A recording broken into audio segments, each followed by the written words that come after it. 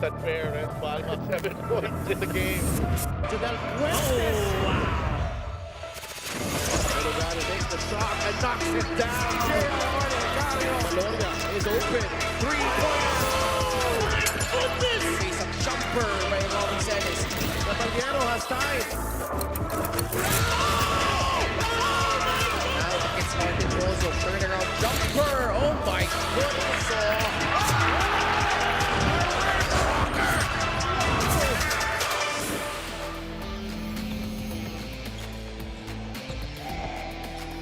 Earlier, we saw teams at the 11th and 12th spot trying to battle it out and try to get to the 10th spot. In this game, we have two teams who are mired in the 7th and 8th position, also in the Southern Division. And Warren Bonifacio will be playing his second game for the Biñan Tatacjel, while J.R. Flores has been looking good the past few games for the Muntinlupa Cagers. It's been an up and down season for him and for his squad. They will be trying to arrest a 6-game skid against the Biñan Tatacjel that has won back-to-back games. Magandang gabi sa inyong lahat, mga kaligab. This is Javi Palanya, joined by Coach Mike Perez.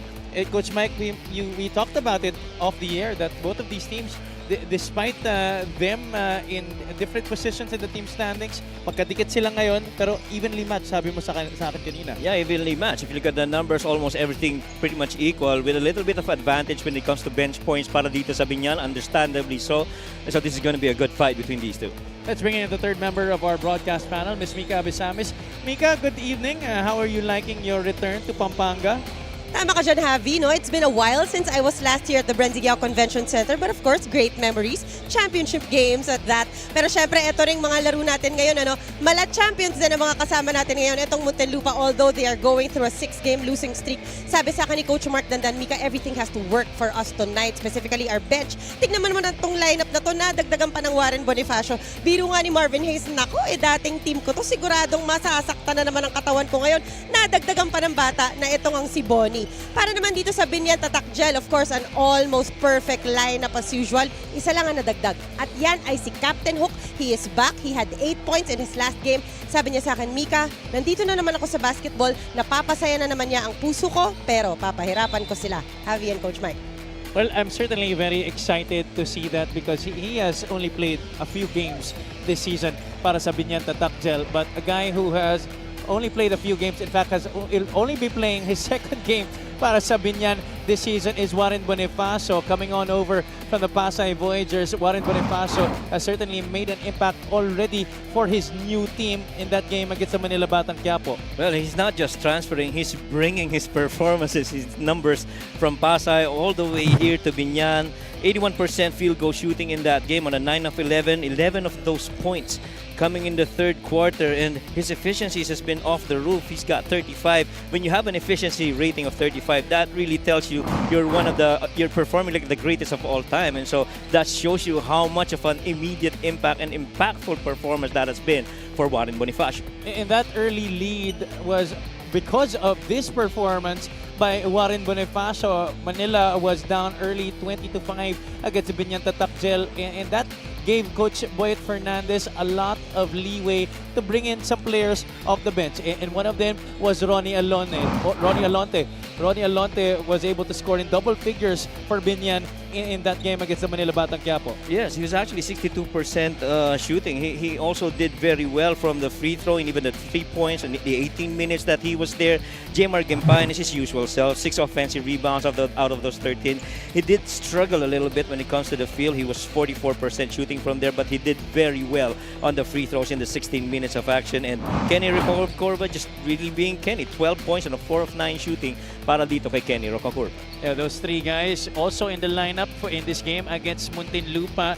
And the Cagers, yung kanilang Twin Towers naman ang gumana dun sa laro against the Pasay Voyagers. Despite the loss, Ladis Lepalam and J.R. Flores, as I mentioned earlier, his offense has been picking up and this is his best game in the last 3 games para sa Muntinlupa. And what you like about these two, maganda na ang rebounding stats nitong Muntinlupa, pero dinagdag mo pa si Ladis Lepal. I mean, so you got 5 rebounds from Ladis in that game, 13 points in 14 minutes, 75% shooting. pretty good for Ladis, and Raflores just being himself. Kaya lang 10 points lang yung nagawa niya. He was struggling a little bit from the field, shooting only 3 out of 9. But the free throws, he was still very good. And so, would there be more production coming specifically, in my opinion, from Raflores, considering that Ladis Lepralam is, here manning the paint? The hope is, he does that for Muntinlupa. Number 7 versus number 8. Tatak Gel versus the Cagers. Let's go to Miguel Pere. Welcome to our second game between Biñan Tatak Gel and Muntinlupa Cagers. This is the 2025 Manny Pacquiao MPBL Season 7.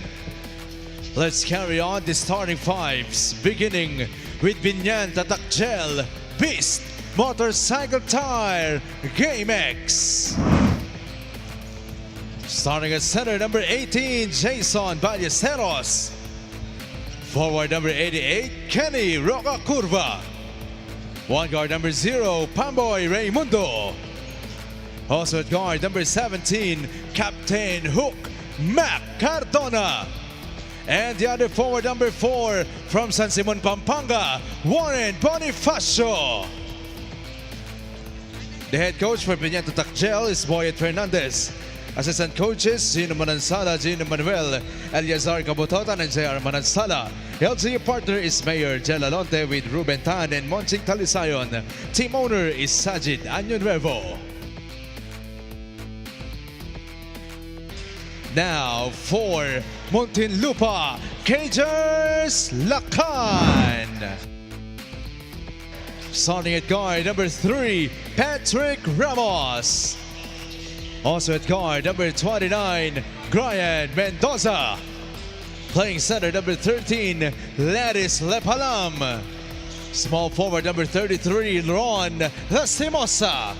And at power forward, number 1, Marvin Hayes. The Cagers will be led by Mark Dandan with Don Bautista, Paulo Romero, Chico Terona, and Delon Hontilano. Team manager is Vince Harder. Team owners, Kaiser Galvez, Attorney James C., and Aya Saicon.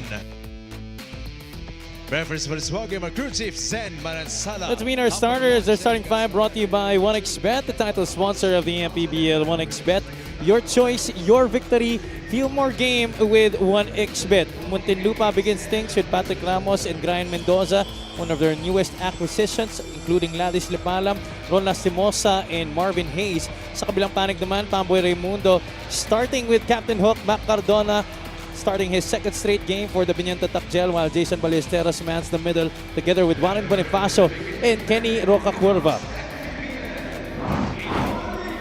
There you see him, MPBL legend, actually Philippine basketball legend, Mac Cardona, getting the opportunity to start here para kay Coach Boyet Fernandez and hoping to have another good outing para sa Biñan Tatak Gel as they try to take this game away from a victory-hungry Muntinlupa Cagers squad that has now lost 6 straight games. Mendoza almost got away with a travel there and misses on his first shot. Well, one of the things that really I feel would impact well para dito sa Muntinlupa Cagers, if guards like Roy Cantimbuhan, Patrick Ramos, and even Ron Lastimosa start performing really good and start converting inside. And the defense is going to come for them. I do believe they have enough presence in the paint to be able to at least, bagalan ang progreso nitong mga malalaki na mga Biñan.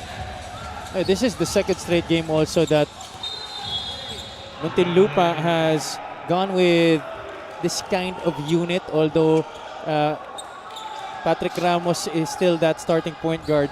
Kurt Lohera actually tried to start that point guard spot for Muntinlupa sa kanilang last game.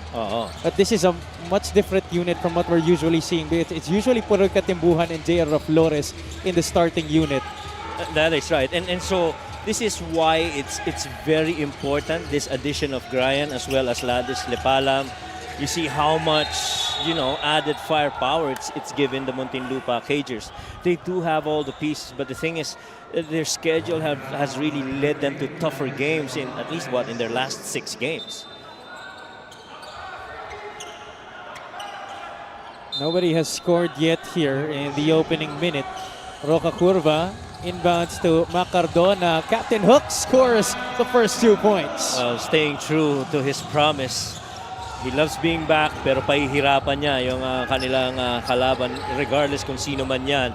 And a little double down screen for Makmak on that shot from that baseline. Tepalam against Ballesteros, flips it up. Nope. Look at Warren Bonifacio trying to snatch that rebound away from the Muntinlupa squad in front. It's not really just the height of Warren Bonifacio, it's the IQ. Good vision, good decision making. And how many of a big man can you say in that same breath as the qualities of what Warren Bonifacio has? It's very rare here in the MPBL. Konti lang for sure. Lastimosa misses from the left wing. Roca Curva passes it off. Cardona spots for 3. That looks good. Nope. That was long, picked off by Mendoza. And that was pretty much a good look for Makmak, and I like that he actually took that in rhythm. Lipalam just below the free throw line. Ball is picked up by Pamboy Raimundo. Transition defense back here for the Cagers. Pamboy goes to Bonifacio. That's going to be a deadly combination, Coach. What can you say about seeing both Ballesteros and Bonifacio on the floor at the same time? Let's not even just limit that to a Ballesteros. I mean, you're talking about Mark Pingris and any big guy in that department. J. Margimpayan. I mean, any big guy that you partner with Warren Bonifacio would most probably receive that high-low from Warren. Kasi yun ang nilalaro niya sa Pasay, di ba? No, it's Christian Hernandez pa. Oh, yeah. And although we haven't seen it for a while yet, there is still a possibility KG Canaleta. Yes, that's right. But he's another big that can actually play on the outside, and just like Warren has got really good reads and decision making. Roca Curva could not finish with his strong hand. Ramos looking ahead. Lastimosa trailing the play here. That is one guy that they definitely would need to start scoring, Ron Lastimosa. Back when he played for Bataan, he pretty much was that guy helping out sila Mitch Minus. J-Boy Gob able to pull down the offensive rebound for Muntinlupa. Mendoza looks inside, no option available. Lastimosa goes to Hayes. Shot clock at 4 seconds. Marvin missing from the outside. He missed that shot, but I like that he took it because that's within his range. He's pretty much, you know, a deadly shooter from there. You talk about Marvin Hayes. The many times that we've seen that here in the MPBL and even in, you know, some of the videos that we see him online, he always has got a good touch from top of the key. Cardona with Biñan's first 4 points in this game, to the delight of the Tatakjel coaching staff. He was perfect in their last game against the Manila Batang Quiapo. Lastimosa did not call the travel ng ating mga referees. Mendoza attacks to the right, loses the ball, still goes up for the shot, no good. The Cagers' drought continues here. Ramos tries to fake out Ballesteros.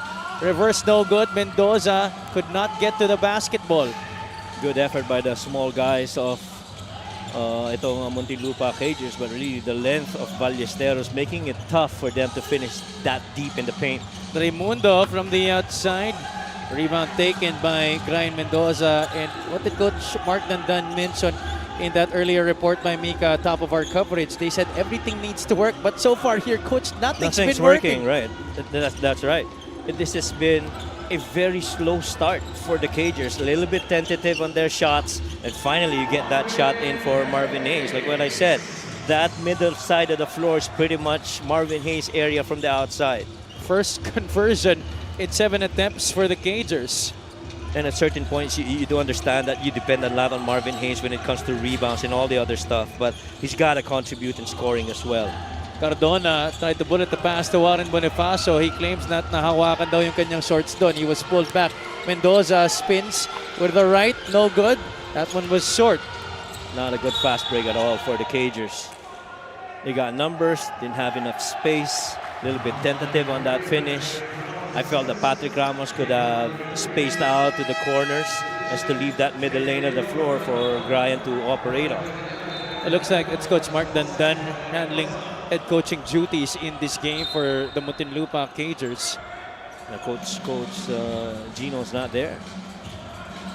4-2, dikit naman tayo dito. Although Muntinlupa took a while to get their first basket. Both these teams magkadikit sa ating team standings in the Southern Division. Pumasok na si JJ Pido for Coach Boyet. Lohera in off the bench. Attacks Pamboy. Ballesteros helps off the glass. Napalakas. Roca Cuerva going through multiple defenders. Kenny able to draw the foul. Kenny is just very quick to a decision once he gets the ball. He either catches and shoots it, catches and moves it. Very rarely does he catch and hold it. And so, these are really the things, in my opinion, that you'd like for the Cagers to be doing, and the guards that are receiving the ball on the wings. Thank you to LGR, the official outfitter of the MPBL. Roca Cuerva able to knock down the first free throw. Kenny Roca Cuerva averaging 11.2 points per game this season for Biñan. A much improved free throw shooter this season at 75%. Second in minutes played, third in points, and third when it comes to steal, and a 75% free throw shooter. And just a good overall player in Kenny Roca Cuerva. Matellano missing on that follow-away jumper. That was a quick possession para sa Muntinlupa.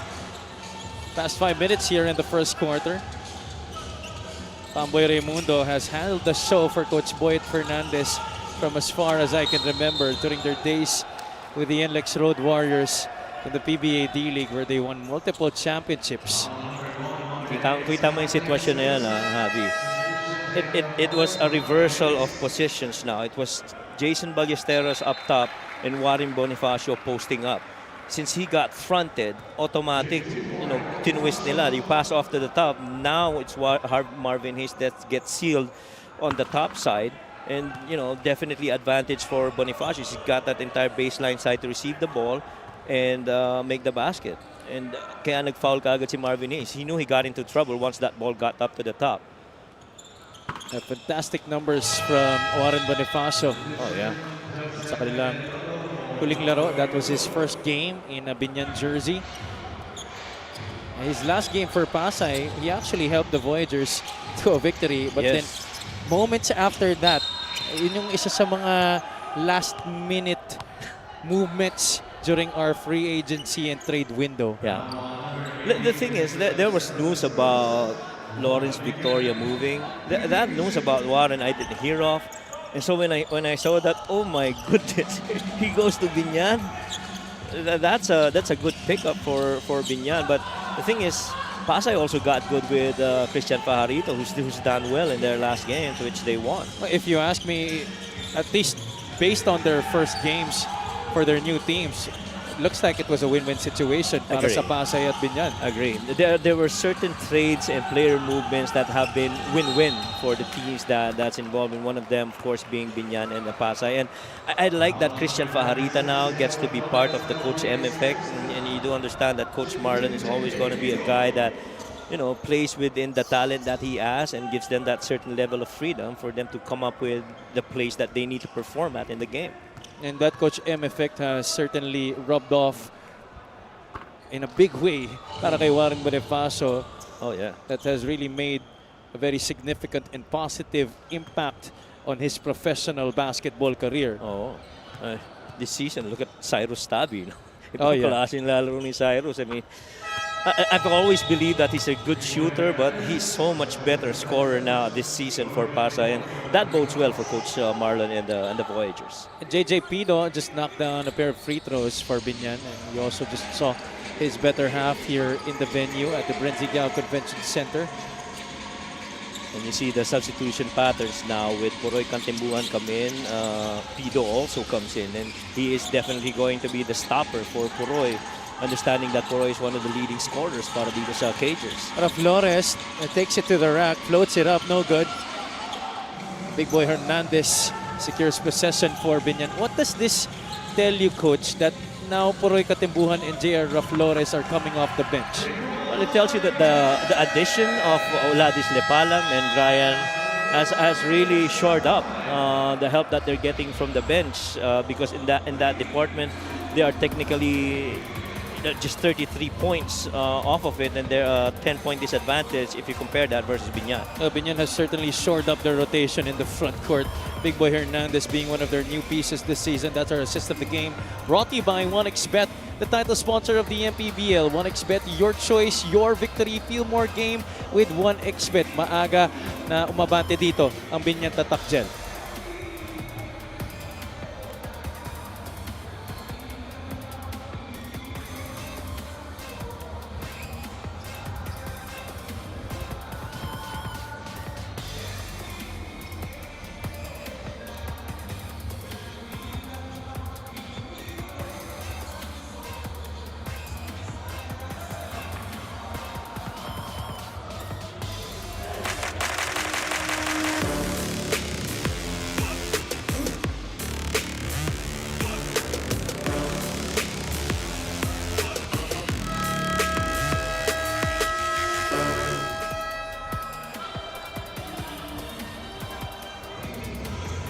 Kurt Lohera started at point guard for Muntinlupa in their last game. That was a loss against the Pasay Voyagers. But in this game, he came off the bench para sa kanilang kupunan. And let's see how this turns out. Joining the bench mob with Poroy Katimbuhan and J.R. Flores. Well, isa pa yan sa mga players na kailangan rin talagang pumuntos para dito sa Muntinlupa Cagers. Talk about Kurt Lohera. Lohera able to draw the foul there against Kenny Roca Curva. Both lefties going at it with each other there. Lohera had 8 points against Pasay. 3 out of 6 from the field. Had 4 assists, but had 3 turnovers. And that early defensive pressure that the Voyagers put on them really made it difficult for Lohera to set up the offense. That pretty much has been the story of that game. They got out hustled on the defensive end of the floor, and you would see that in their. They actually had considerably lesser attempts, and that to me is a key indicator of how much defense you're going up against if they're not allowing you to take so many shots. Muntinlupa down by 7 here. Lohera only able to make 1 of his 2 free throws. Hernandez, napalakas yung pasa niya doon sa kanyang bagong teammate na si Warren Bonifacio. Well, the good thing for the Cagers here, down only by 7 early in the first quarter. But the bad news is you've only gotten 1 field goal make in almost, with only 2 minutes remaining here in the first quarter. So you got to do better than that if you're the Cagers. Lohera goes to the Flores. JR trying to spin away from Bonifacio. Warren gets the better of that matchup. Pido pushing, decides to pull it back. Nakabalik na yung depensa ng Muntinlupa. Warren has not rested yet. Bonifacio, face up Jay. Yes, man. sir. How do you play off of it? How do you defend that? He can post up, play from up top, get to the elbow, seal off on the post area, pass, dribble. Wow. Just so many things you get out of Warren Bonifacio, right, Haf? Yeah, multi-level scorer, Warren Bonifacio, multifaceted big man, and one of the smartest players in the game here in the league. But there, Katimbuhan runs into Warren Bonifacio, being a brick wall there inside the shaded area. Here he is knocking it down against J.R. Flores. I immediately knew what to do with that defense on him. One could say that's token defense by Flores, but he still had his hand up against that shot by Warren Bonifacio. Check out our special deal from 1xBet when you scan the QR code and claim your special offer. On the free throws. That has been a problem for Muntinlupa, and not just in this game, by the way. Yes. They were 18 out of 27 against Pasay. For the season so far, they are 59% free throw shooter. So for a team that's number 5 when it comes to second chance points, or number 10 when it comes to second chance points at 14 per game, you'd like to think they get sent to the line a lot. Yeah, and the number of players that they have that can actually attack the basket and make things happen when they go inside the shaded area. If you are the coaching staff of Muntinlupa, ay talagang manghihinayan ka na lang talaga. But in so much as we talk about yung mga iba pang pwedeng i-improve ng Muntinlupa Cagers, Lalo na itong mga last few games where it's really been tough on them, the schedule. They have competed each and every game, but they really just keep falling on short. And they've actually improved from the previous season in scoring and rebounding. And those are two key aspects of the game. You score more, you rebound more. You're supposed to be a better team, but it's just the tough schedules of the last games that they've had that have really, turned them into where they are now in the standings. But I think, in my opinion, this is an opportunity for them to prove to the rest of the league that they do actually belong. They're certainly a much better team than what they had last year. Yes, agree. Dahil puro bata nga yung naglaro sa kanila sa ating huling season. And now, trying to make sure that they have a bigger chance, a wider door open for them in terms of making the playoffs and to actually have a deep run. I agree. The hope is to have a deeper run this season compared to last year para dito sa Cagers. But one thing though that's very similar to last year's version of the Cagers to this year, regardless the talent, they just keep on competing. And you love that. They're just not folding up and losing games. They compete every night in the games that they played this year and last year. Sigurado naman yan. Lalo ng kanilang team owner. Very competitive them. Si Boss Kaiser Galvez. Flores misfiring from the outside. Sarangay was pushed underneath by Big Boy Hernandez. Well, Mark Sarangay, certainly one of the more experienced big men here in the league at naisahan niya dun sa ilalim si Big Boy. Yeah, second leading rebounder yan. Si Mark Sarangay is one of the reasons why they are tops when it comes to rebounds at the Cagers. They've been going to Domark Matiliano, but he hasn't been able to knock down a jumper. Here he is up front, up close, getting the basket.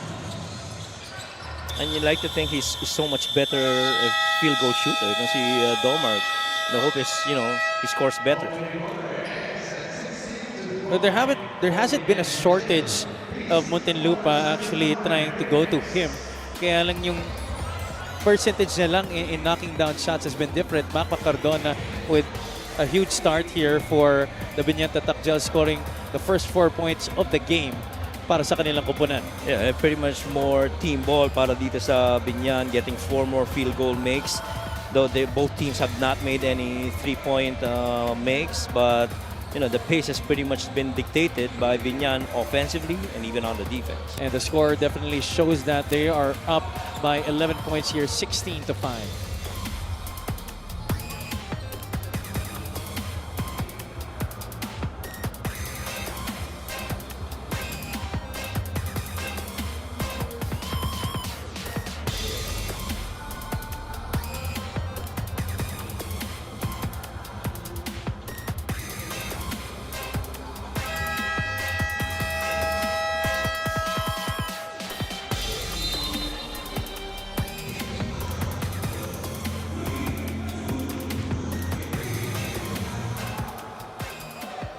Back at the Brenziguiao Convention Center, we all know how colorful the life of Mac Cardona has been. Could be a movie, really. But in all of his ups and downs, one thing has been constant, and that is, and will be that round orange leather. In his words, dito ako masaya. Ito ang nagbibigay ng kapayapaan sa puso ko. Pag wala ako dito, malungkot ako. But as we can see, clearly, he still does not give peace to his opponents. Started this game well offensively as expected. For me, as a Green Archer, I am rooting for Captain Hook to get his ship back on smooth sailing. Have you, Coach Mike? Fantastic report there, Mika. Thank you so much. And, if there were to be a movie about Captain Hook, I would certainly be one of the first to watch it. I would love to have that movie shown in our cinemas. Philippine basketball legend. He absolutely changed the landscape of collegiate basketball. Itong si Mac Cardona. And nakita rin natin yan even in the previous game where he started playing again.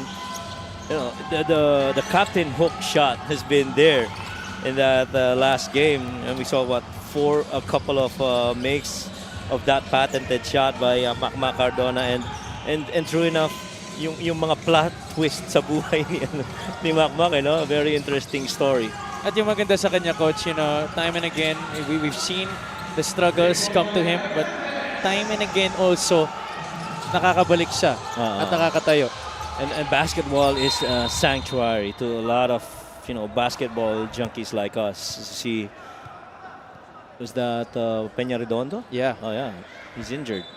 Twisted his ankle on the previous play. At hindi niya mabigyan ng weight dito. I think he has to be helped up here. Is it the ankle or is it the knee? I think he was pointing to his ankle kanina. He immediately held on to it before he went down. And there you go. And I think that's definitely the ankle. The jump. Yun. Yung left, no? Yeah. Unforced, really. Sometimes talaga, that really happens. Very unfortunate incident.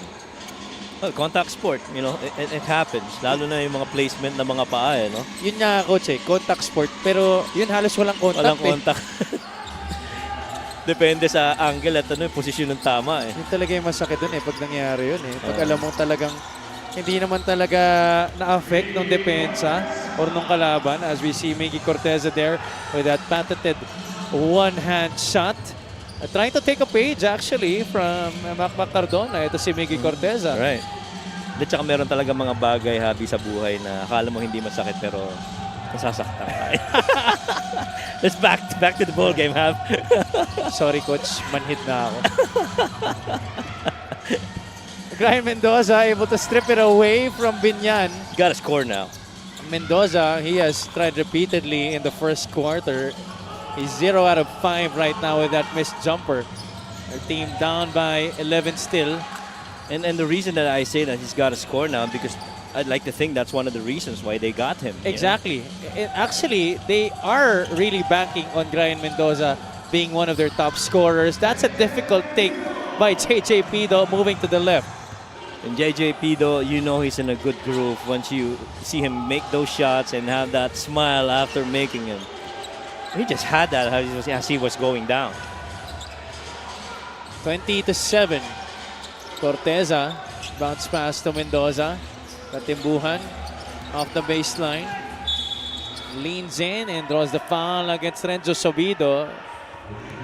To which Renzo says, I didn't do anything. I didn't touch him. And that too is another guard that's pretty good in the rotation of Coach Boyet, Renzo Sobido. He really fits the profile, the kind of profile of a player that Coach Boyet wants for his team. As we've observed the past few years, this is the free throw of the game brought to you by Extreme Appliances, ang subok at kompletong appliances brand ng Pilipinas. In the teams that he's handled, the guards particularly, they have to be very strong defensively but also unfazed in taking the big shots and embracing the big moments. That's right. Just as he was when he was playing. I think I told this story in the previous coverage I had with Ken. I think he was halos kabatch niyo si di ba? Si Renzo. Oh, kami? Oh, yeah. Because there was a little bit younger than me. That's right. Because there was a time that he was a rookie in Zobel in my last playing year sa UAP juniors. Yeah, and so my eldest si Justin actually played against him earlier. Dun sa matanda saan si Maui joke lang. He played against him. He was playing for Lourdes. And he was playing for his dad. Yeah. Who was the coach? Coach Henry. And the dynamics between father and son, nakikita mo talaga. And that to me is just the advantage of, being a really good player and having a really good dad who's a coach. You benefit out of it. And I just imagine the conversation that they have after games. Check out this play of the game brought to you by 1xBet, the title sponsor of the MPBL. 1xBet, your choice, your victory. Feel more game with 1xBet. Mark Sarangay drop step in the score para sa Muntinlupa. Yes, spinning away from the defense of Gimpayan. 8 hinahabol nila dito. Biñan with the basketball. Sobido given space to shoot. He finally takes it off the mark. Gimpayan keeps it alive. It ends up with Maestre. No good. start serving for Biñan, courtesy of Jmar Gimpayan. Right now, second chance points more on the side of Biñan. They're up 4 in that stat line, 6 against 2. And so the Cagers got to do a better job. But, you know, if you're slip screening of Marvin Hayes and he's confidently taking them, you know, that's a good look for the Cagers. Yeah, I was actually talking to this about I was actually talking to my driver about Marvin Hayes the past few days as we look at the three-point shot brought to you by Extreme One-Stop Shop Appliances. I'll tell you that story later on when we get back. They're down by just 7 points here after being down by double digits.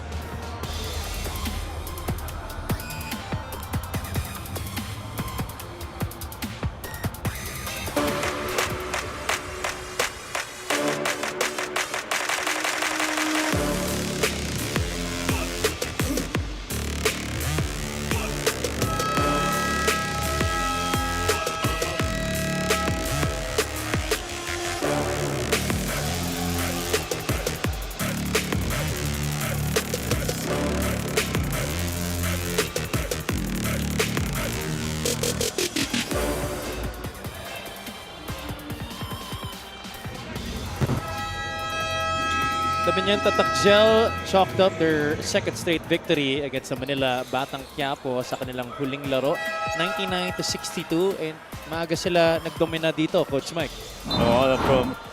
They shot the ball really well. They pretty much controlled the boards and impacting their scoring in the paint. They also had a huge help off the bench. They were plus 12 in rebounds, plus 16 points in the paints, and double digits advantage as well, coming off the bench with a couple of guys coming in double-double. Warren Bonifacio had 19 and 12. Jmar Gimpayan had 14 and 13 rebounds. Mantalang Alonte had his 15 points, and those three guys have really created that win para dito sa Biñan. And I love that Ronnie Alonte is getting his minutes and showing off his scoring talent. He did make threes. He did make perimeter shots. He was defending. Early he got into a technical situation pa nga because of a little altercation. But, you love guys like, as much as Gerald Anderson has been, you love these guys to be coming up and competing at this level. And, Ronnie Alonte certainly has a huge passion for this game. Just like Gerald Anderson showed during his time here in the MPBL. Oh, yes. Hindi rin naman biro ito si Ronnie Alonte dahil naging varsity rin naman ito nung college. I think he was playing for Perpetual of Biñan, if I recall correctly. Because, correct. If I'm not mistaken, I think it was either Coach Vic Escudero or Coach Jerry Andeleon who coached them at that time in Perpetual. Subido here with the basketball, runs into some trouble. 3 seconds on their shot clock. Pido. That shot goes long, picked up by Maestre. Biñan giving Muntinlupa a dose of their own medicine here, corralling those rebounds. Yeah, they're actually controlling the rebounding department. They are plus 7 in that line. Renzo missing from the perimeter. Ramos gets a screen from Hayes. Got to take it. Corteza will make it. Now, if Miggy and Marvin Hayes start connecting from the outside, now it gives them a different dimension in terms of scoring bigs. Let the inside be scoring opportunities for Ladis Lepalam and Mark Sarangay. Let the outside be, an area for Marvin Hayes and even Mix Corteza to work on. But still, you got to box out the bigs of Biñan right now. Yeah, and you're not going to be able to trim down this deficit if you keep exchanging baskets here with Biñan. Agree.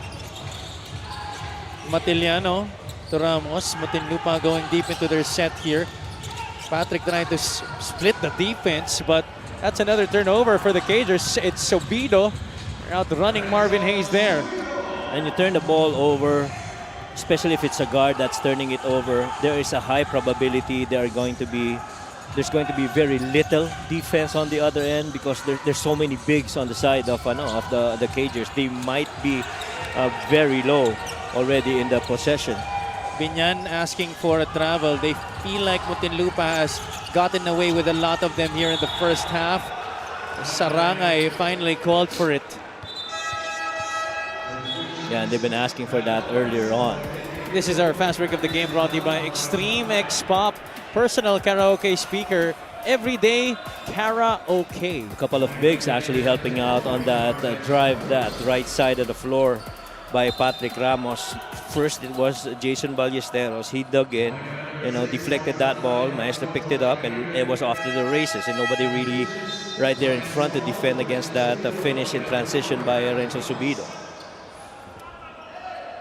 Sarangay is absolutely not happy with that call that was made against him. He would throw to the bench along with Patrick Ramos.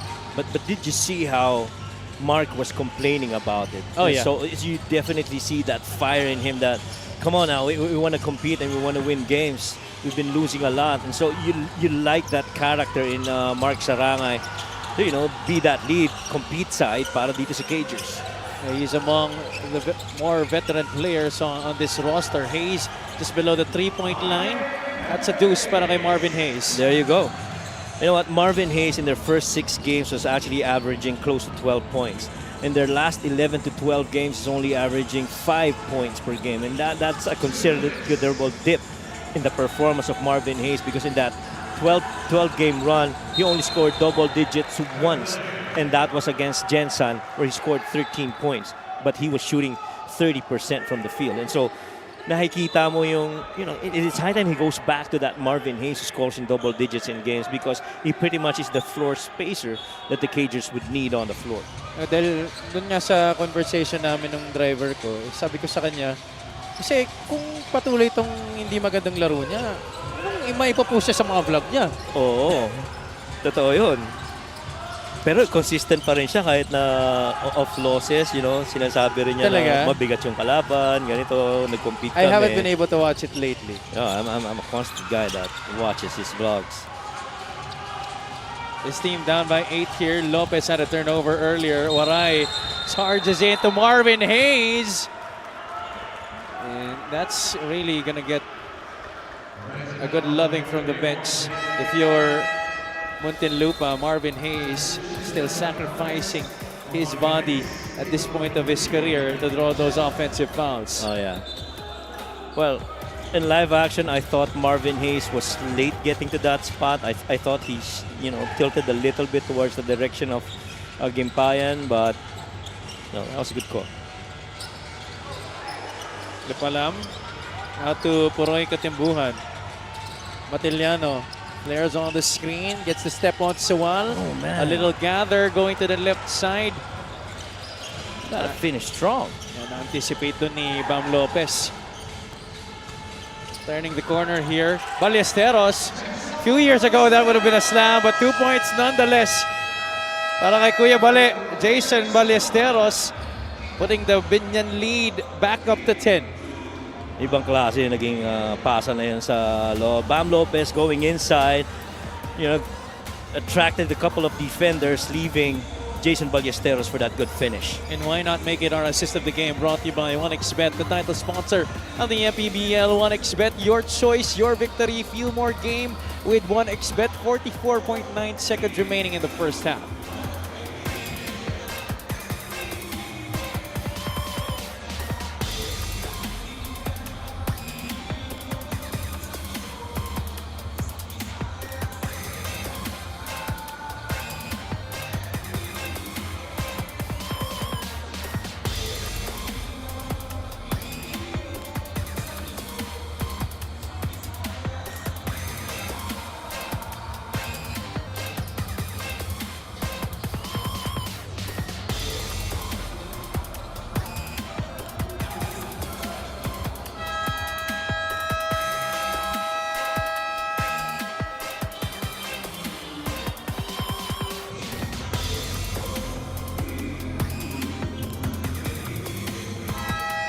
Nicky Corteza and the Muntinlupa Cagers finding themselves down by 10 points here with 44.9 seconds remaining.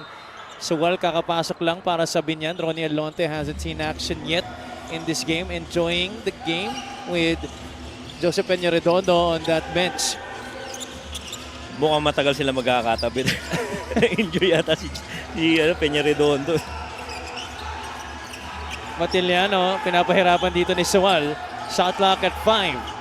Domark floats it up. That one's short. Ballesteros able to pull down the rebound. Didn't have enough lift on that shot, si Domark Matellano. And every time you get Domark to put the ball on the floor, you would have already done your job defensively. You don't want him catching and shooting, especially with that touch from the outside. I agree. Bonifacio puts Flores on his feet. Off the back. No, that was short. Ballesteros also left that one a tad bit short at the basket. And that's going to do it for our first half here between Muntinlupa and Biñan. The Tatak holding their own here in the first half. But so far, it's been the defense still of Biñan that's making things difficult for the Cagers, the control of the boards, and even those points that they've gotten on the paint. 10 ang lamang nila dito. Magbabalik kami for our halftime break.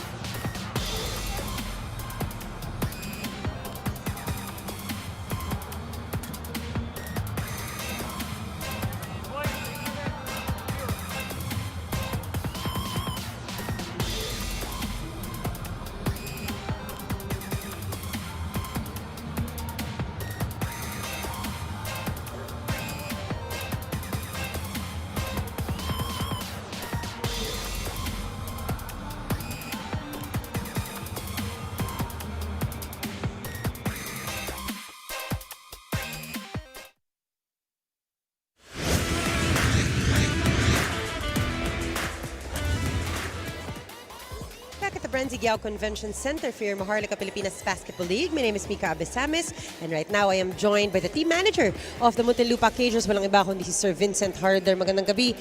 Sir, I guess pag ganito po kalakas yung kalaban usually, ano po bang reminder nyo palagi sa boys?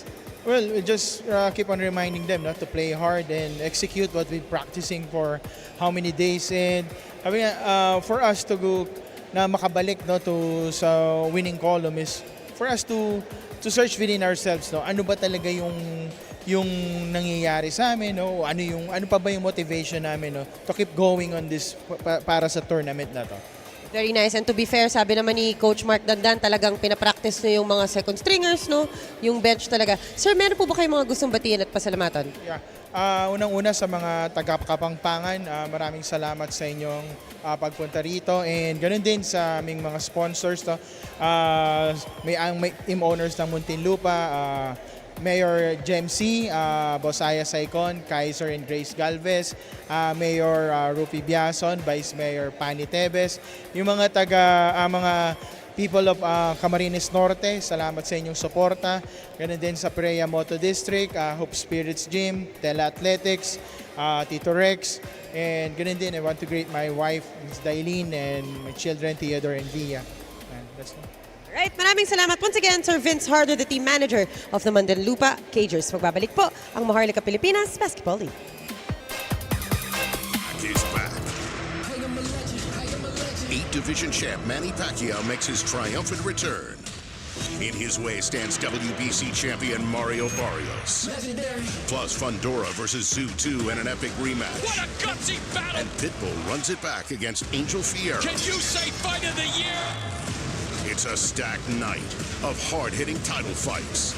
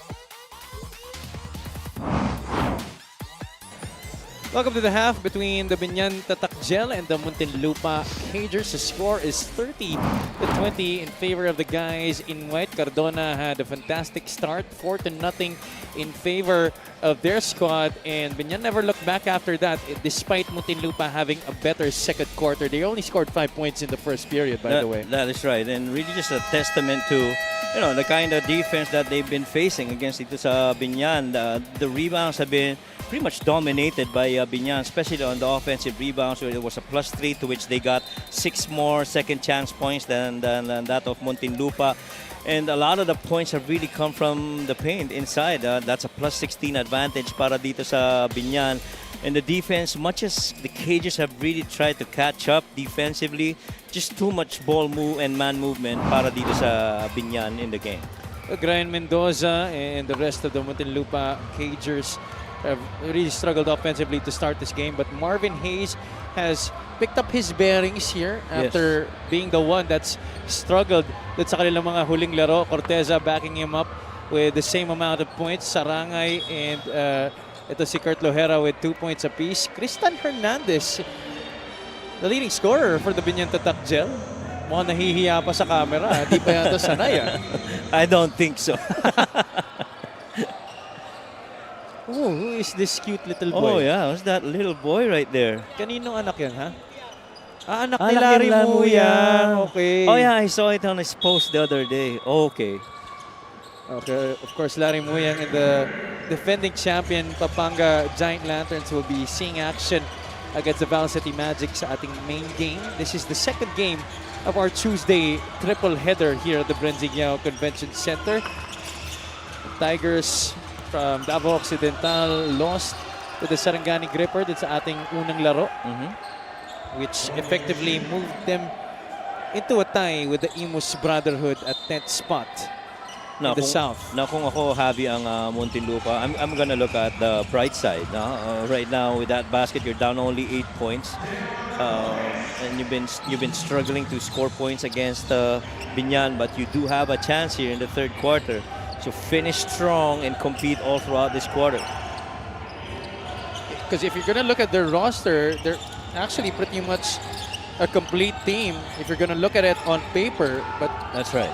The strength of the schedule has shown the past few games. In fact, they've lost 6 straight already after, at some point of the season, being in the number 3 seed in the Southern Division. That's right. And everything has to start on the defensive end, and then you got to make exactly what Gerard Flores has done on the last 2 attempts. I'd like to go back to that defense that they put up earlier. All the movements on a staple set by itong Biñan, that shuffle cut, stagger screen, elevator for a shooter in Suwal, they all covered that. Kaya ang ganda ng depensa nila, hindi nakatira na maayos itong Biñan. But right now, it's bully ball here by Warren Bonifacio against Gerard Flores. Which is supposed to be the other way around because Flores is the older player, but Bonifacio just taking him to school there. That's right. But Flores has hit 4 points already here in the third quarter, trying to go for 7, just missing from the outside. I think J.R. Flores' play is directly proportional to Muntinlupa getting victories. Agree. That pretty much has been it. He's the big man that has actually helped a lot in scoring para dito sa Cagers. And much as we talk about the Marvin Hayes, the Patrick Ramos, the Poroy Cantimbuhan, Flores is pretty much a guy that they would turn to when it comes to scoring, and he's done that, and he's performed well in games. In the past 3 games after going scoreless, he has improved over that stretch of games. 6 points against Mindoro, 8 against Nueva Ecija, and then 10 in their last game against Pasay. Yeah, and it's been a dip in the scoring of Gerard Flores in their first 9 games. He's averaged roughly about 12. In their next 9, he's averaged roughly about 6. That's almost cut into half. But the good news is, at least in that Pasay Voyagers game, he scored double digits in 10 points. The challenge dito si Coach Mark Dandan at ang Muntinlupa Cagers. Will be taking a short break.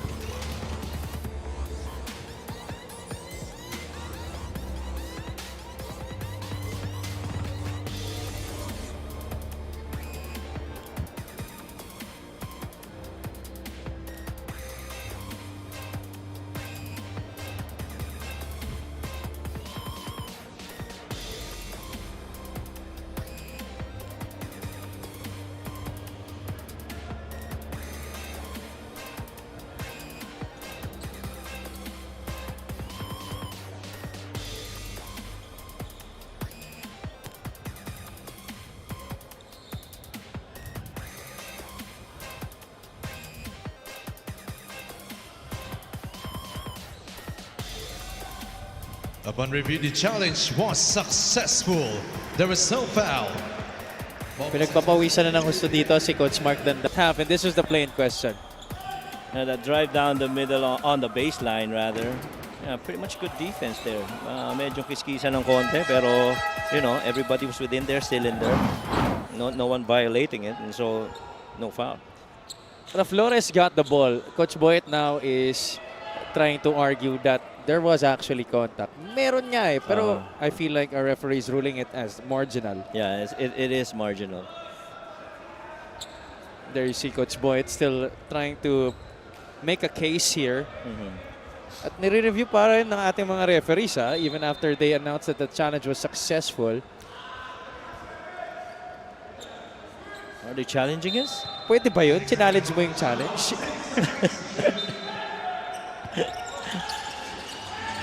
Biñan will still keep possession here. Wala lang foul na may tatawag rabat kay Jera Flores, and that's a successful out-of-bounds play for the Tatakzel.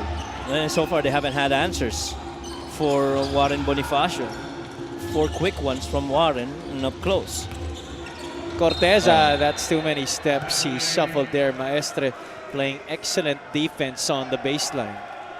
And that's what you also love about these bigs of Biñan. They're medium-sized, they're very mobile, they pack a lot of strength. And they have, decent foot speed as well. Maestre, Rocacorba, Gimpayan, those guys can play the length of the floor. Hey, this guy has blossomed under the tutelage of Coach Boyet Fernandez. Ito si Mike Maestre. I'd have to agree with that. And we've seen how he's performed really well under Coach Boyet. Nakita na natin yan in their days with Pasig City, and then with the Imus SB squad, and now with the Biñan Tatakzel. Corteza redeeming himself from that error earlier, knocking it down from the corner. Yeah, another 3-point make para dito sa Muntinlupa. Sual will try to get 3 points back for Biñan. Pero Flores unable to collect it for the Cagers. Maestre was the one who snatched it away. Bonifacio face-up jumper is nothing but bottom. Well, that's twice already that he's gotten a shot over the defense of J.R. Flores. And measured na measured, sukat na sukat, ika nga, And he didn't have to think a while in deciding what to do. Yes. Talagang pagkakuha niya, 2 seconds, 3 seconds, he was taking the shot already. Yeah.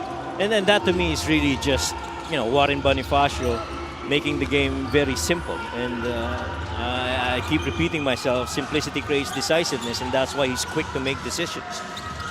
That guy making the quick decision there, 200-ball pull-up, no good. But Maestre is unbothered. No resistance provided by Muntinlupa. He gets the 2 points there on the putback. The number 5 offensive rebounding team getting out-rebounded by Biñan in this game so far. Sual misses the banker. Maestre, there's nobody on him, Coach. Matiliano and Corteza were behind him. Everybody was thinking that they're going to get that defensive rebound, wanting to run off the other end. 38-27 in favor of Biñan.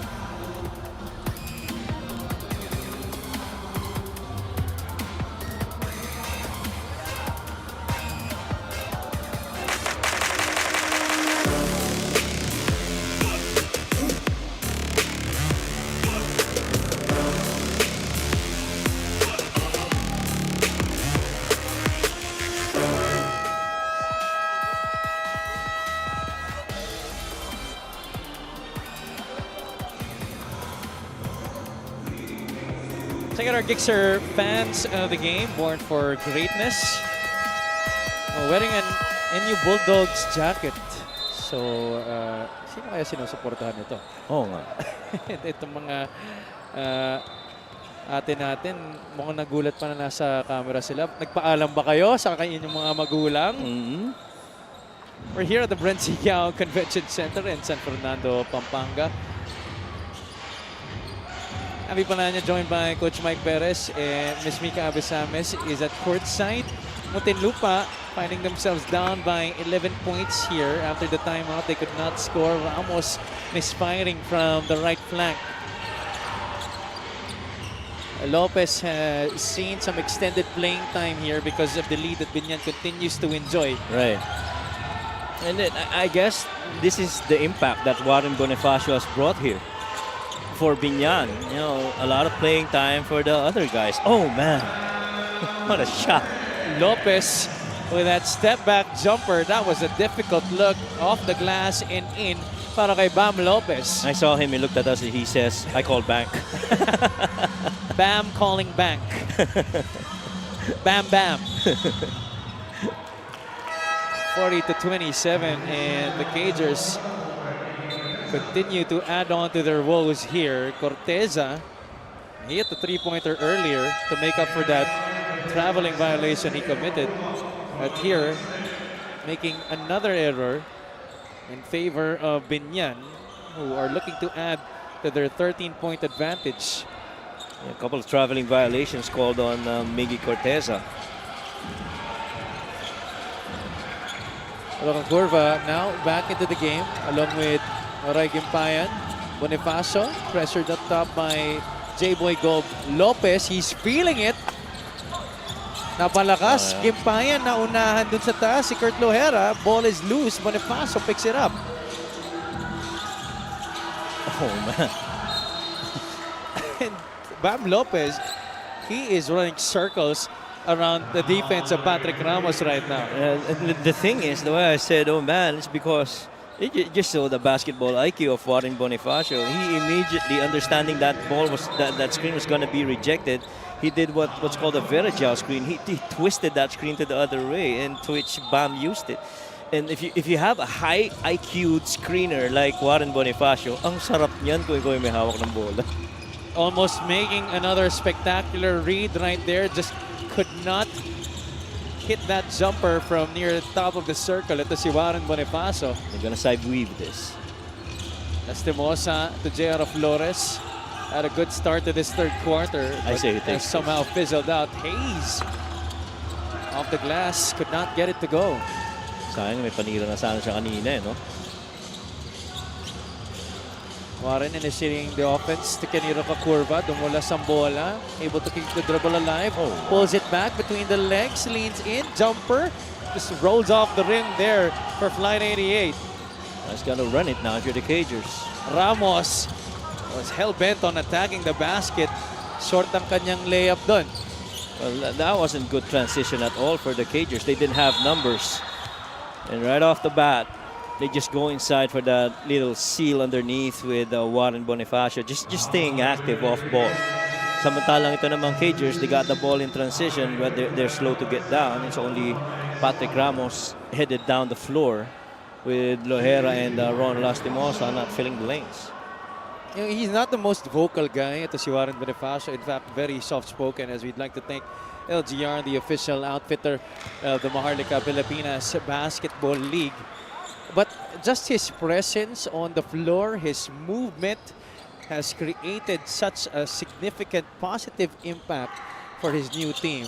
You know, Pasay enjoyed it for a couple of years until his departure, but now Takjel, very much a beneficiary of Warren Bonifacio's stint on the hardwood. Yun ang mabigat eh. Yung hindi masyado nagsasalita pero kakaintindihan ka agad. No? Silent but deadly nga eh. Oo, deadly. Yan ang mabigat dun eh. And he knows his place among his teammates here. He is one of the younger guys on this squad. And he's very lucky to be getting the opportunity to learn from guys like Mark Dingris. Look at this one right here. Two-man game between him and Pamboy. Raimundo could not hit the perimeter J. The reason that I said look at that situation because they wanted that corner to clear, to leave that entire side of the floor for Warren Bonifacio to operate. And that's the newest Biñan player that they're bringing that ball on the post. Just so much trust that the veterans of Biñan have given Warren Bonifacio. Roca Curva gets the forward pass, loses it upon colliding with Kurt Lohera. Cardona waits for backup. Gimpayan able to seal itong si Kurt Lohera. Might have been travel, right? Yeah. Hayes all alone on the... Oh! Akala ko lalabas pa doon. Ako rin, akala ko sumobra pa eh. And he trims the gap to 12 points. Well, the Biñan Takjel actually came off empty in their last two possessions, but you see the potency of their attack. Low post with Warren Bonifacio with that entire side of the floor cleared.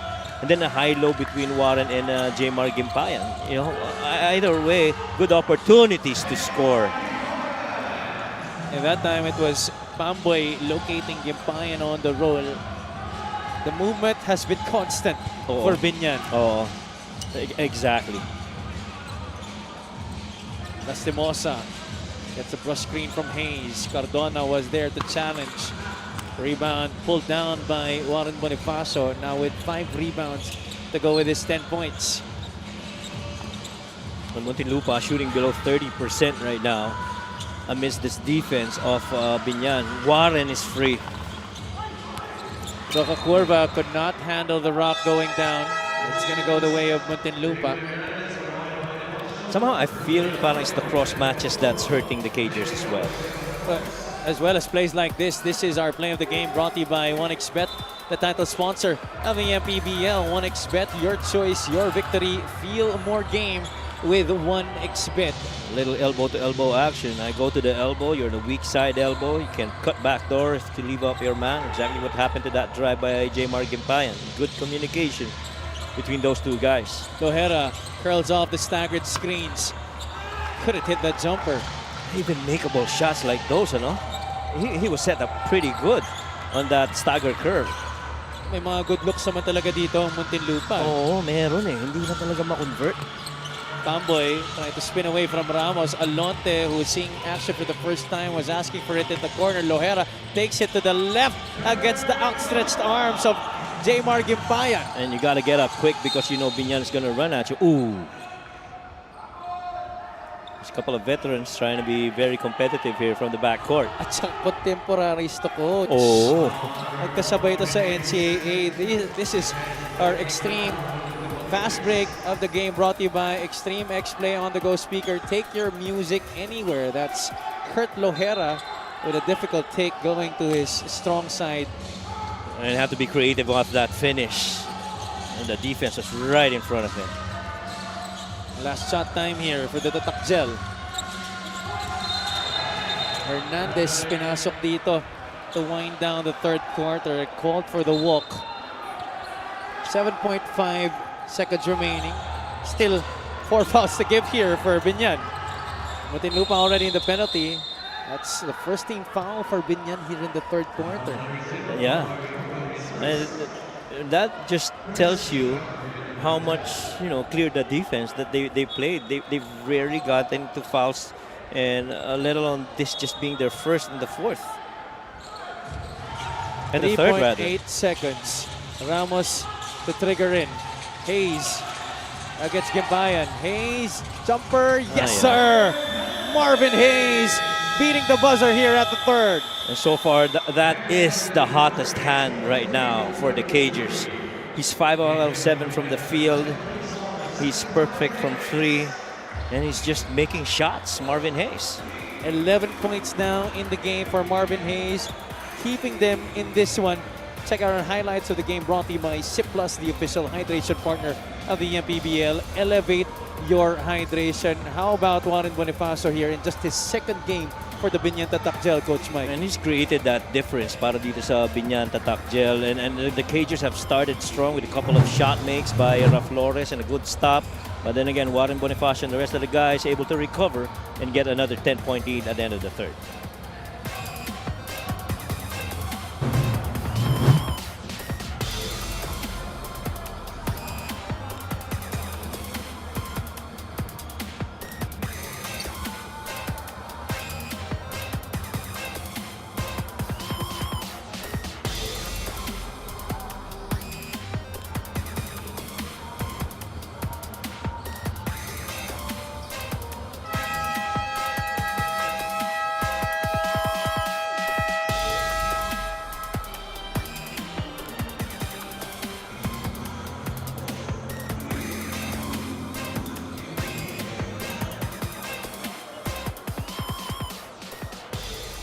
Before the fourth quarter goes underway here, we'd like to check out our LGR fan outfit of the game. Parang inaabangan naman nila, pero nagulat pa sila. Oo. Yung makita mo yung sarili mo sa monitor at napangiti ka na lang. Ayan, happy birthday to Katie David from Adi Shea. Mga kaibigan niya ba yan? Hindi rin alam ng floor director natin. Okay. People from Suzuki here already at the venue here at the Brenzigiao Convention Center. Pero that was very creative, ah. Yun na nga eh. You know, writing it on the tablet and having prepared signs in the possibility of getting your seconds of opportunity on the camera. As you take a look at our corner scoring here, the opportunity to get back into the game hasn't really been very kind for Muntinlupa dito sa laro na to, Coach Mike. Yeah. I'll tell you what, Biñan is actually 0 out of 10 from the free throws. They have not converted anything from there, and so this could have been a bigger lead for Biñan. And again, I go back to what Mika reported earlier at the top of our coverage during pre-game. Coach Mark Dandan said, you know, the odds are quite stacked against them. Yes. And that everything for them has to work. Oh. But so far, a lot of the things have not been working for them in this game. Raimundo extending this Biñan lead to 12. And the thing is, they're not in a situation where they need to play near perfect basketball to win games, because they do have you know, that level of talent on the floor with them and even on the bench. But man, those makeable shots just like this one are not even falling for them.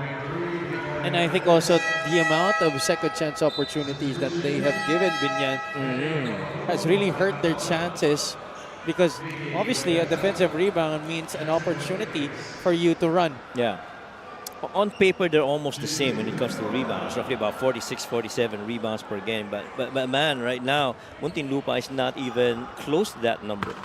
That free throw is brought to you by Extreme Appliances, ang subok at kompletong appliance brand ng Pilipinas. Lohera, unable to convert on the first free throw. He's a 70.7% free throw shooter this season. Para sa Muntinlupa Cagers. Played for Davao last year. A steal by Lastimosa. The drop off, Lohera gets it to go. 45 to 36. Even that one, I felt Ron Lastimosa already had that good finish, but still he, you know, looked to Kurt Lohera. Alonte barges into J-Boy Gob. Biñan gets it back. 10 seconds on the 24. Gimpayan, short roll. Alonte to the other side. Roca Curva steps on the sideline. I thought it traveled too. Yeah, actually kind of shuffled his feet there upon receiving the basketball. This is our assist of the game, brought to you by 1xBet, the title sponsor of the MPBL. 1xBet, your choice, your victory. Feel more game with 1xBet. And the reason that I thought that Ron should have gone for that layup is because he had on his side Ronnie Alonte, who just barely come in. And I feel he was already airborne. He got to finish that. It's good to find a teammate, but he's not at all not have that enough space between you. And so I felt you're better off finishing it. But, you know, good finish still para kay Kurt Lohera pa rin. He comes out of the game. Balik si Domaric Matellano. Pati ito si Miggy Corteza. Attacks from the elbow. Could not score against Waray. Roca Curva. He will go all the way to the cup, ladies and gentlemen. Well, at least from what I saw right in front of me, two of the fastest guys going downhill for Biñan. Kenny Roca Curva and J. Gimpayan. And those two filled that lane very well for Biñan. Corteza lines up a three. That one's long. Roca Curva collects the board.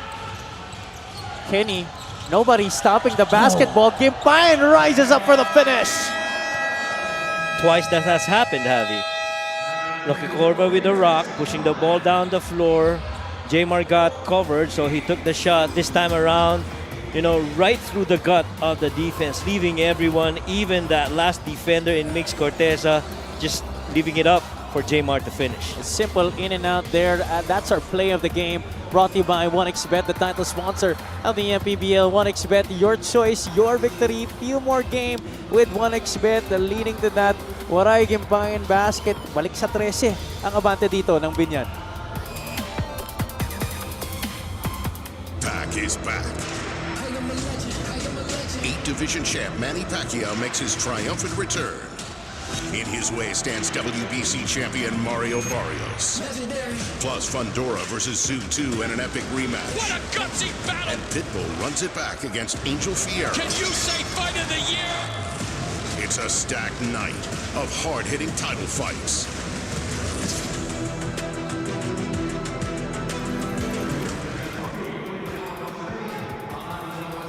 PAC is back this July 20. Our CEO and founder, Manny Pacquiao, steps back into the ring to challenge Mario El Azteca Barrios for the WBC Welterweight Championship. You can watch the fight live via Blast TV pay-per-view this coming July 20, Sunday at 8 a.m. Just download the Blast TV app, available on Google Play and the App Store.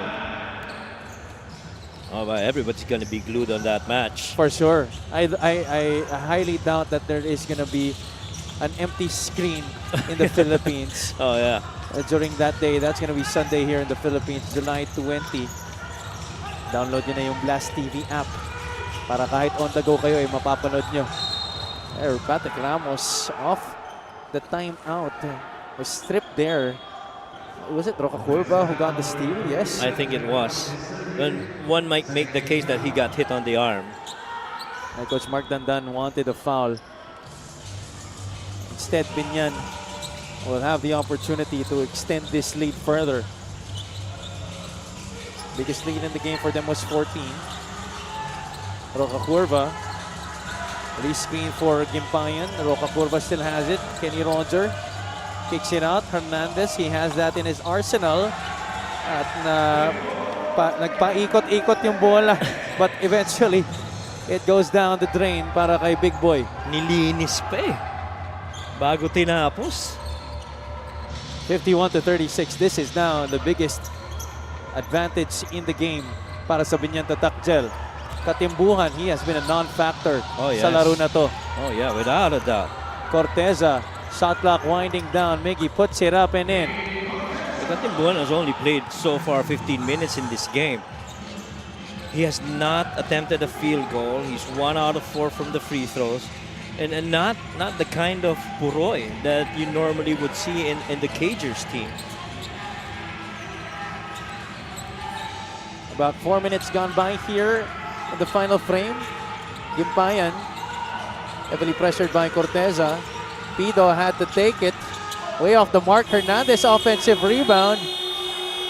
Ball was tapped out of bounds in favor of Muntinlupa.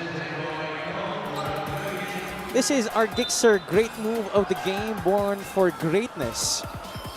A little step through action. Fumbled it a little bit, but still able to, collect himself and make that a good attempt. Pero again, isa yun sa mga tirang hindi madali para dito sa Cagers. The makeable shots are the ones not going in. Corteza already with 12 points. And that is going to add to his total there. 14 now in this game for the former St. Benil Blazer. And so far it's been him and Marvin Hayes that's scoring consistently for the Cagers. Second time in this game that Roca Curva stepped on that sideline as he was trying to attack baseline. Well, down 11. You're just down 11. You got to make do with this. See this little action right here going off that rip screen, allowing Miggy Corteza to go on that right block and make that finish on the perimeter. Warren Bonifacio is back for Coach Boyd Fernandez. Same action.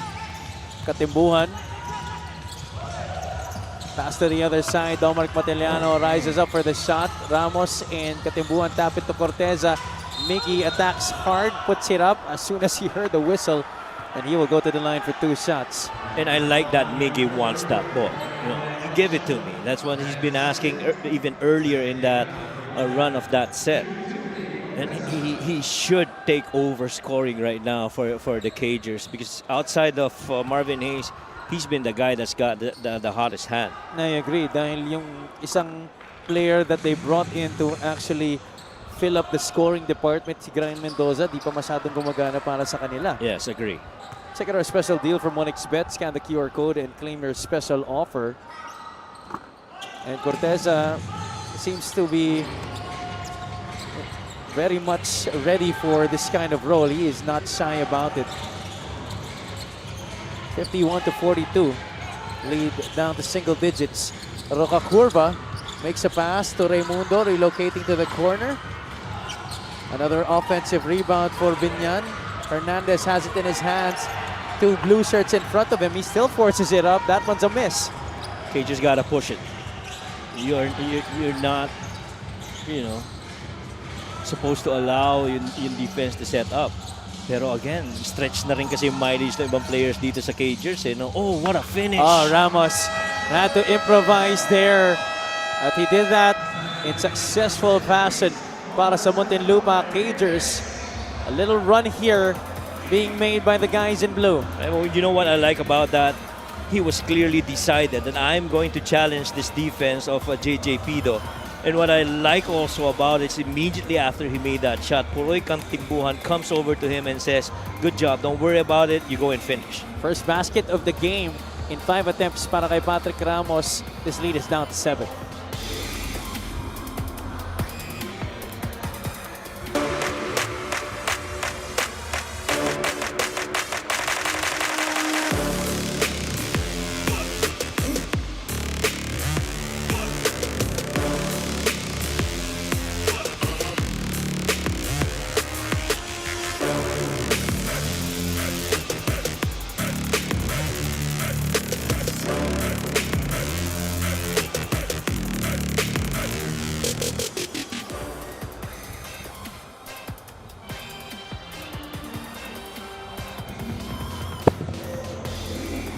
Nagbabalik ang inyong Marlica Pilipinas Basketball League, ang liga ng bawat Pilipino. We're live from the Brenzigiao Convention Center in San Fernando, Pampanga, where Warren Bonifacio has put on another fantastic performance with 10 points and 5 rebounds. More on him galing kay Ms. Mika Abisames. Sabi Coach Mike, you guys talked about Warren Bonifacio's role at the front line. Minabuti kong makibalita. Kinamusta ko siya. As someone who was always used to being the focal point of plays, he said, happy ako dito kasi ang daming options. Mas na-explore ko yung position ko. So far, he has already learned a few from his kuyas. Kay Ping daw, natuto siyang pumasa sa ilalim. Kung paano ayusin yung posisyon niya at kung paano mag-seal ng tao. Kay Jason Ballesteros naman daw, tamang pag-rebound as a defensive player. Generally, Warren's bigger dreams, this is the right place to build them. Have you, Coach Mike? Thank you so much, Mika. And he's slowly realizing it right now in his short time that he's had for the Tatak Gel. Only his second game this season after moving on over from the Pasay Voyagers. Wow. You know, that report by Mika, two things you take out of it which is pretty scary. One, ang daming options. Two, ang dami pang dapat matutunan. I mean, what else can a Warren Bonifacio try and learn? Well, you do have Mark Pingris and all the rest of the elder guys from Biñan, but there's so much acceptance on the role of Warren Bonifacio's side that, hey, I might be the man when I was in the Pasay Voyagers, but right in here, I'm a student of the game, and I got this opportunity to learn from the guys who came before me. And what a really good opportunity for Warren Bonifacio. There's just so many upside with him coming in here. That's why when that news came out that he was coming here in Biñan, I knew it was beneficial really for Biñan. Ramos splits his free throws. But when I look at Warren Bonifacio play, Coach, it's like watching a Tim Duncan with the Spurs. That's a very good analogy. Exactly. In control, does not command the ball, plays within the system, very silent, pero deadly. Oh, nice under goal style. Oh, everything but the shot there for Muntinlupa. Ramos fumbling the reverse. That would have been a good opportunity to make this a 4-point game. They're down only 6. 3 minutes and 17 seconds to play in this game. Raimundo trying to use the full length of their shot clock. Rises for the 3. No, the tap ends up with Ramos. There you go. He tries to scan the floor here. He waits for teammates. Matiliano with the rock. Sarangay offers the roadblock. A little hesitation. The drive. Katimbuhan kicks it out. Corteza wide open. That one's short. Boy. That was a good kick. He had nobody right in front of him. And that's why there is no objection from Coach Mark Dandan. Yeah. And his staff right now. Coach Don Bautista playing the first assistant. Yeah, tsaka that was the shot that was available. He's the least guarded guy. You gotta take it. 51-45 still. Roca Curva playing the two-man game with new teammate Warren Bonifacio. Kenny trying to spin against Ramos. Hook shot is good para kay Kenny Roca Curva. Ibang klase yung Kenny Roca Curva. He can hurt you in so many ways, just like how Warren is. This guy has served us some big baskets over the course of the last 3 seasons here in the MPBL. That's another costly turnover for Muntinlupa.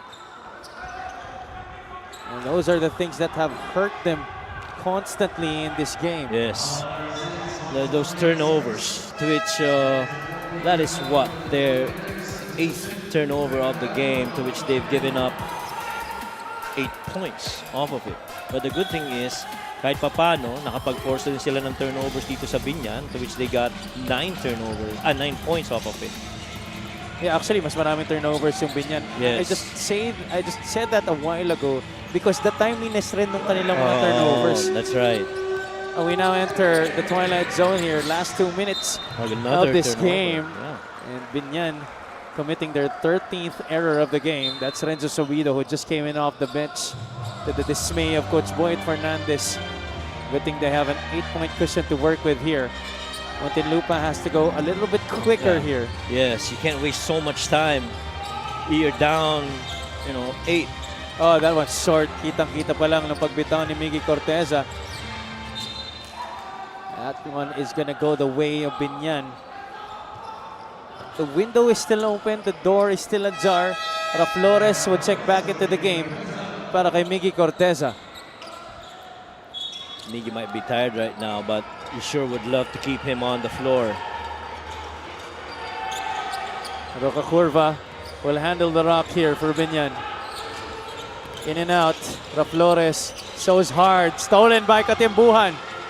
Roca Curva in front. Katimbuhan finishes. That's his first 2 points of the game. That's just basketball smarts by Puroy Katimbuhan. He understood that every time that 2-man action happens and nothing comes up on the downhill, they are going to pass it up top back to Warren, and he anticipated it. 6-point game. Peña Redondo says, wait, may oras pa tayo dito. Sobido.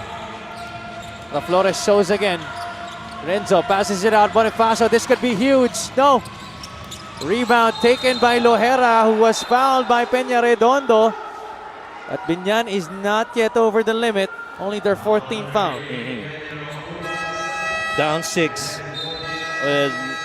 53 seconds remaining. Still a doable game here for the Cagers, but you have to be very efficient in your execution.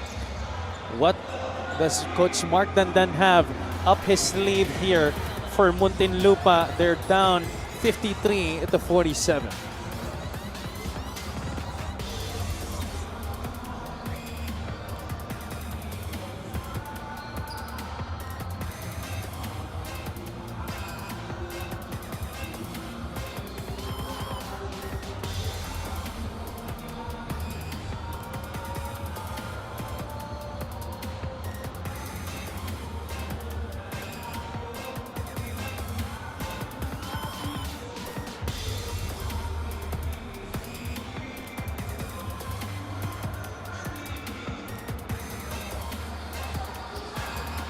This 3-point shot of the game is brought to you by Extreme One-Stop Shop Appliances.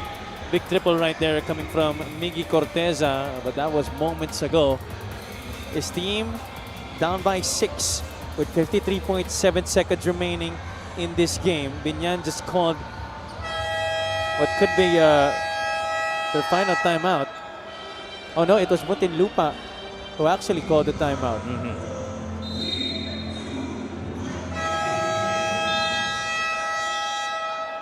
Of the foul coming from Joseph Peña Redondo, Lohera was able to collect the rebound, and they will choose to inbound from their front court. Obviously, they're trying to make the most of these last 53.7 seconds. Flores, Corteza, Matiliano, Katimbuhan, and Lohera on the floor all together here for Muntinlupa. JR triggers in from the sideline to Kurt Lohera. Peña Redondo is in front of him. Now they go to Puroy Katimbuhan. Back to JR. Flores loops up a 3. Good line na palakas. Lohera able to collect the basketball. Matiliano, baseline drive on Roca Curva. Drop pass. Corteza was fouled from behind. J.R. Flores had a good look on that shot attempt. Had a good line, right? Yeah. That's a good look. I sure felt he could have taken another crack at it immediately after they collected that rock. But here, this drive here by Matiliano, finding on that weak side post, Miggy Corteza, and a timely help right there on the other end by Pamboy Raimundo. And they felt that Pamboy got all ball. And so they're challenging this call right now on that foul on Pamboy. Yeah, Coach Boyet initiating that challenge. 34.9 seconds remaining in this game. Again, this is a 6-point ball game between these two squads. Biñan in the lead.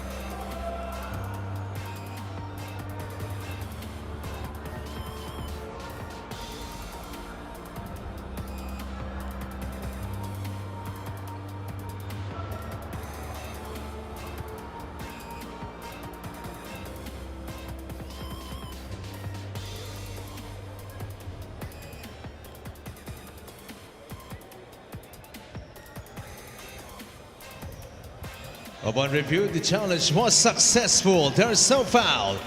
Ball possession stays with the Cagers with 8 on the shot clock.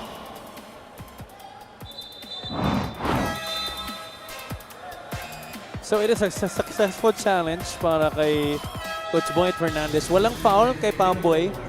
So no free throws will be awarded to Miggy Corteza, but they will keep the basketball. So it's going to be a baseline throw in here para sa Muntinlupa. 34.9 seconds, 8 on their shot clock. Flores gets it. Ballesteros is on him. He forces up the scoop. Denied there by Jason Ballesteros. And the thing is, he really just stayed, side by side with J.R. Flores, anticipating that shot was going to end up with his right hand. Well, he's hit some big shots this season for Muntinlupa. Ito si J.R. Flores. You can actually fault him completely for taking that shot there. Yeah. Just aggressive defense shown by Ballesteros. Right, and understandably, the reason he put that ball on the floor because he generated a closeout, and so he got to attack the paint. But unfortunately, it's the lengthy Jason Ballesteros he had to contend with. It's still showing us that he's still fully capable of keeping in step, coming from the outside, moving defensively. Ito si Kuya Bale, Jason Ballesteros. JJ Pido will be tested at the free throw line here para sa Biñan. Both teams already over the limit. 25.9 seconds. Pido missing on the first. Biñan is 7 out of 11 from the free throw line. Pido is an 84% free throw shooter. He should make the second one. Oh, 0 out of 2. Sarangay gets the rebound. Ramos goes inside, challenges Ballesteros. Access denied once again. You know where you're getting off that shot against Jason Ballesteros. This is where experience comes into play here. Yes. Patrick Ramos, had he known that it was actually Jason Ballesteros, but you can't blame the kid as well because he's trying to go for a quick one and that's his strength, attacking the basket. Yeah. Tsaka nakadepensa rin si Pamboy kanina sa kanya. And again, you gotta credit with that good defense of Pamboy not giving that shot to him. Matiliano loses it. Oh, yeah. And that, I think, will be it. Biñan will walk away with a victory here. That's the clincher there. Raimundo scoring of the Muntinlupa turnover.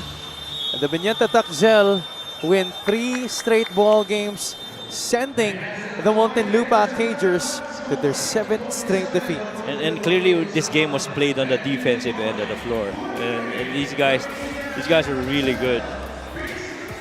These guys are really good defensively. I mean, those stops, the blocks, and the steals.